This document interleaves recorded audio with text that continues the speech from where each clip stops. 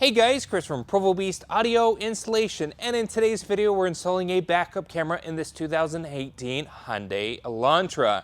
Now in this install we're going to show you how to integrate this license plate camera to an existing aftermarket radio. Let's get started.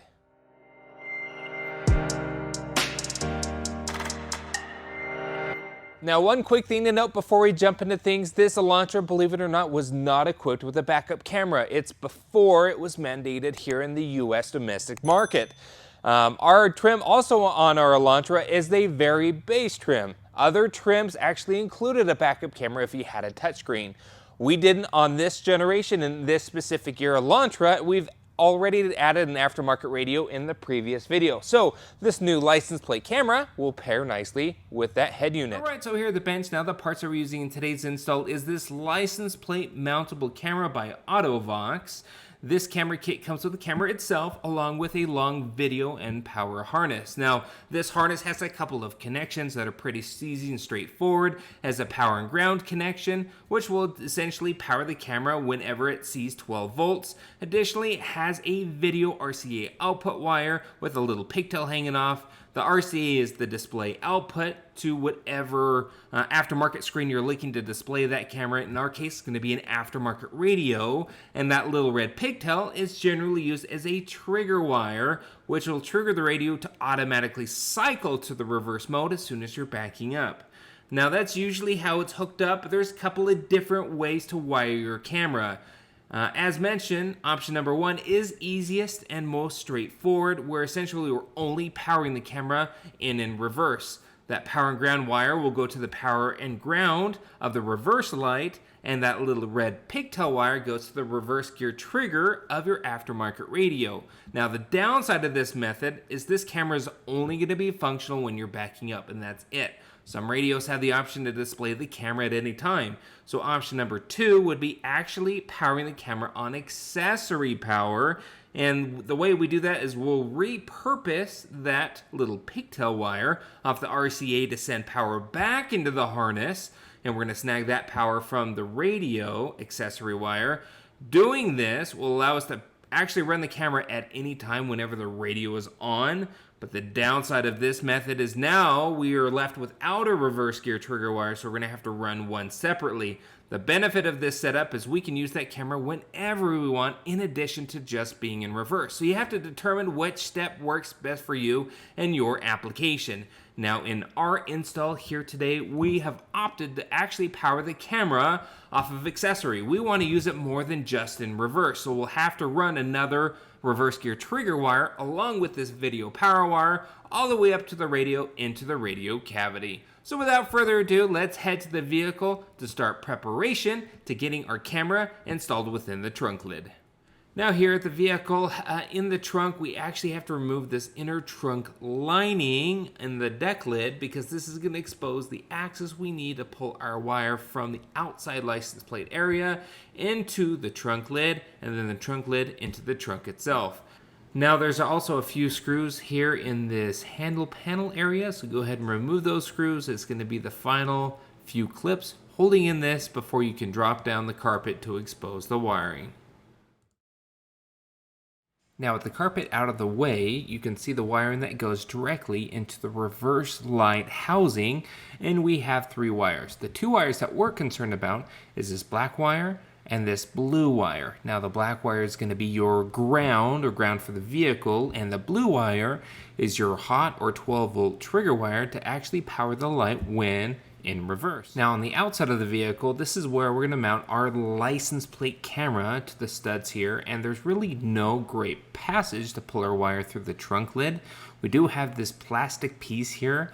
It's more of a grab handle to open up the trunk lid. Now we want to avoid drilling through the metal to prevent against corrosion, so this plastic piece allows us to pop a small hole for us to power our camera. Now we're using a small bit, just big enough for us to pass our wire through. We're going through the outside Drilling through this plastic piece now is going to allow us to pull our wiring through the deck lid into the trunk of the vehicle. Now, of course, we can also seal this up with a little bit of silicone or a rubber gasket in order for us to have a more watertight seal. So we went ahead and mounted up our camera here. We got everything temporarily here. Obviously, we need to put on the plate. Remember, the plate goes in front of the bracket. We passed our wire through this plastic piece. All right, so we've got our 2 wires here. And then on our extension power harness, black is going to go to black. And if you're doing option number 1 to wire it, you do your red to the power blue. But we're going to cap off the red. And then I have about 20 feet of this 18 gauge purple wire. And we're going to our purple wire into blue. And we'll run our purple wire along with our video harness all the way to the front.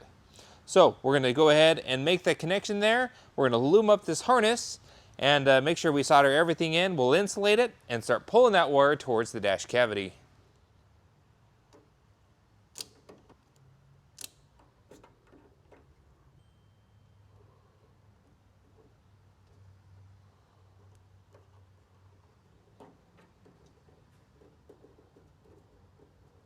I'm sure she'd never probably have a problem with it, but I know if she would pass out. All right, so we went ahead and split loomed it, zip tied it. Now, the junction where it connects into the extension harness, we made that connection, and it comes with a big piece of heat shrink, which we threw on there just to help keep some moisture out. We had a little extra on the camera end that we went and zip tied up here, and then that goes up here. Now, remember, on the output side of the harness, you're gonna have your video cable and your power and ground.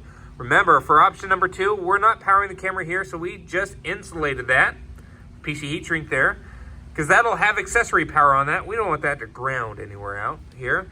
And then the ground wire goes up to the black wire of our harness like we showed you before. We had and soldered in there, and that's all good. And then our trigger wire, we have this 18 gauge purple wire that we're gonna run all the way forward. That connects into the positive side of a reverse light, which is blue.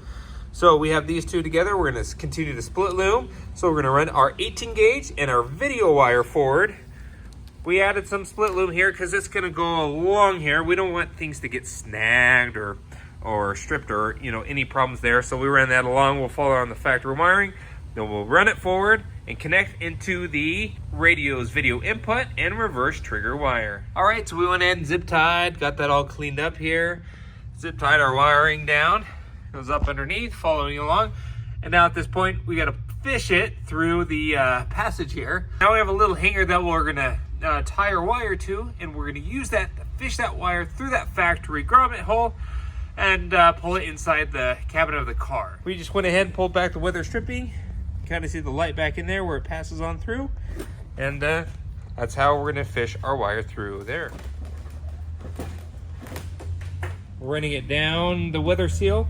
Now we're going to go up underneath the kick panels. The gauge of the wire is small enough where you can just simply tuck it up underneath the panel here.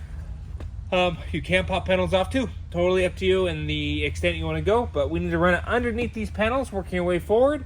And we'll go underneath the steering column into the dash cavity.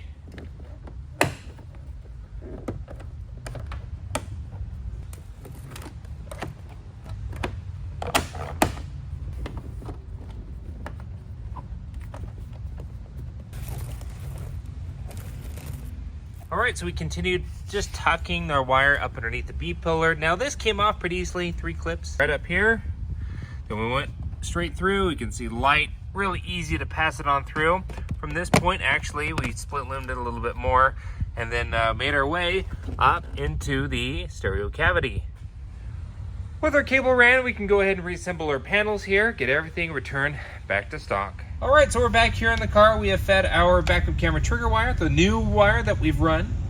We got our video feed wire as well as power wire for the camera. Obviously, you didn't see us remove the radio or do any of the prep on that aftermarket unit that we're installing in this location because we covered that in the first video in great detail. So if you want to see how we installed an aftermarket radio on this Elantra, we'll link that video down in the description. So let's go ahead and make our connections on our harness here. When we assemble this harness, which again we cover in the first video, we left a little pigtail accessory off to power our camera.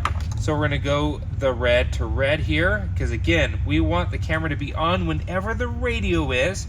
So we're powering this camera off that red accessory wire on our aftermarket radio's harness. We use a little crimp cap, crimp that on so that it doesn't come apart. And then our purple white wire is the reverse gear trigger wire for the aftermarket radio. And we're gonna tie that into the purple wire that we ran. This connects into the reverse lights power wire. Crimp that in there. Great, so we made those two connections. And then what we'll need to do is on our radio, the camera harness is on a separate dongle here. We'll connect that in, reverse camera harness. And now we can get the radio reassembled.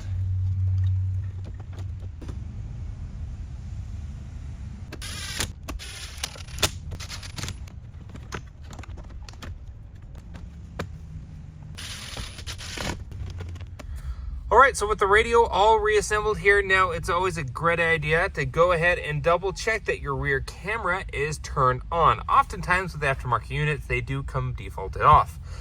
You can set up mute while backing up on this specific unit, and we can also go in and adjust our guidelines exactly the way we want them. So with that being said, that's really all already taken care of for us. So we'll go ahead and put it in reverse, and there we are. Camera comes out, the trunk's open. That's why we're looking at the ceiling, but it's a great HD image. Pull it out of reverse and automatically cycles back. Now, because we wired it on accessory, if we go to camera, we can click on camera, and lo and behold, we'll have an opportunity to use that camera whenever we want. So that's the nice thing about the way that we wired it. Option number 2 is that camera is more useful than just in reverse. Once again, if you want to see how we did the radio install, we'll link that video in the description, along with any of the parts that we used in today's install. Thanks again for watching. Be sure to hit the like button if you liked what you saw, and don't forget to subscribe. We post great content on the channel all the time. We'll see you in the next video.